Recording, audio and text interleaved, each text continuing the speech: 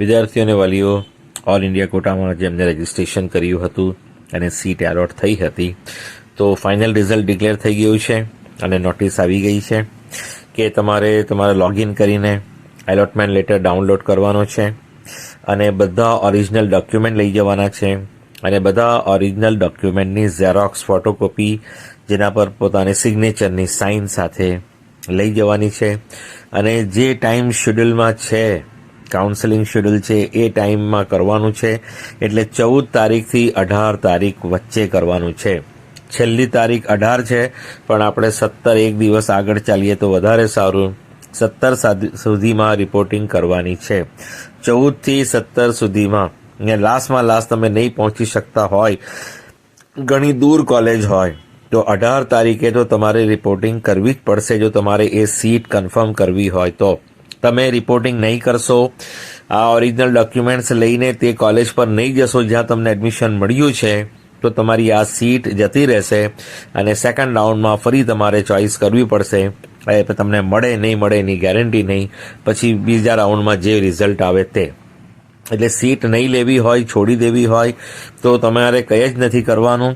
અને જો સીટ લેવી હોય તો તમારે ત્યાં જઈને રિપોર્ટિંગ કરવું પડશે અને જો તમારે અપગ્રેડ કરવું હોય તો વિલિંગનેસ ત્યાં આપવું પડશે કોલેજમાં. ત્યાં તમારે કહેવું પડશે કે અમારે સેકન્ડ રાઉન્ડમાં જવું છે, આ અમે સીટ કન્ફર્મ કરીએ છીએ પણ અમારે સેકન્ડ રાઉન્ડમાં જવું છે.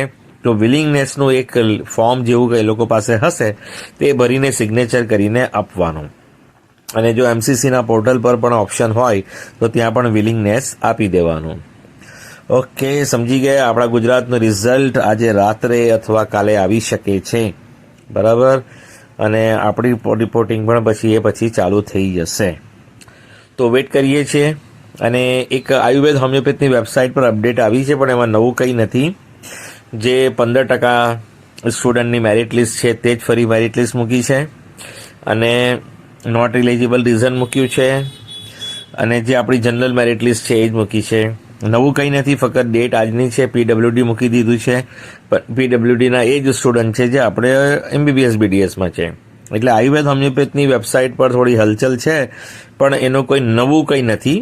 જે જૂનું છે એ જ જે એમબીબીએસની વેબસાઇટ પર હતું એને ત્યાં કર્યું છે અને જે પેલી 15%ની જે આયુર્વેદના જે 15% સેલ્ફ ફાઇનાન્સ છે એને અપડેટ કરીને મૂક્યા છે. તો જે લોકો 15% વાળા હોય એ લોકો એક વખત ફરી ચેક કરી લેજો. સમજી ગયા. ચેનલને સબસ્ક્રાઈબ કરો, નોટિફિકેશન ઓન રાખો, લાઈક કરો, શેર કરો, જેથી બધી માહિતી તમને સમયસર મળતી રહે.